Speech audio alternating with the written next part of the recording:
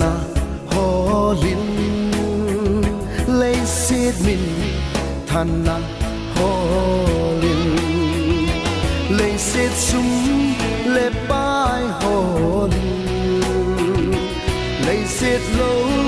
pina holin cần na kỳ măng lấy xiết lốp xa na lốp pina mình thân na lấy súng lệ bài ho pan na bê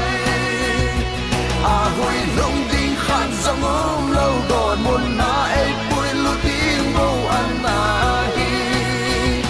cái hè trên tay tuôn vàng ấy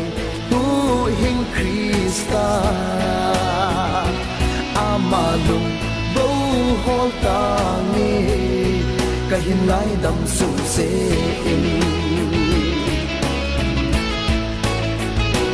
lấy xếp kỳ pana holin lấy xếp dung mona holin lấy xếp oi vana holin lấy xếp gol le pai holin kana ki mang lấy xếp nop sana lopina min than na lấy sung le pai ho pan na be a hoi long ding khan zong om lo god mon na e pui lu tin bo an na hi ka he trên tai tun vang e tu hình Krista amalum bo hol ta nghe ka hin lai dam sung se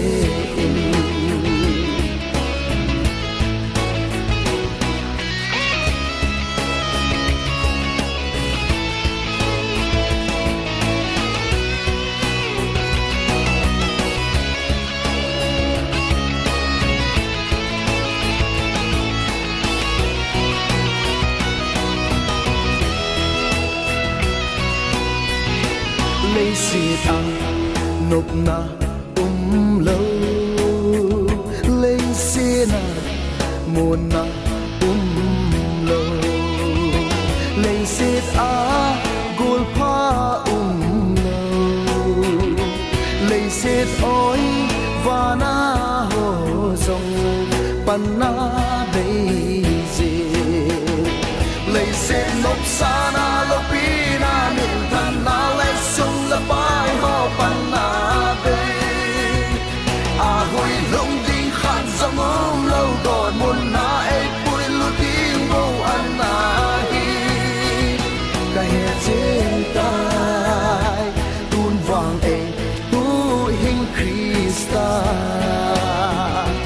amalum bo hol ta nghe ka hin lai dam sung se lấy xếp nộp xa na lâu pina min than na lấy sung la pai ho pan na be a hoi long ding khan zong om lâu god mon na e pui lu tiếng bo an na hi ka he trên tai tun vang e tu hình Krista amalum bo hol ta nghe ka hin lai dam sung se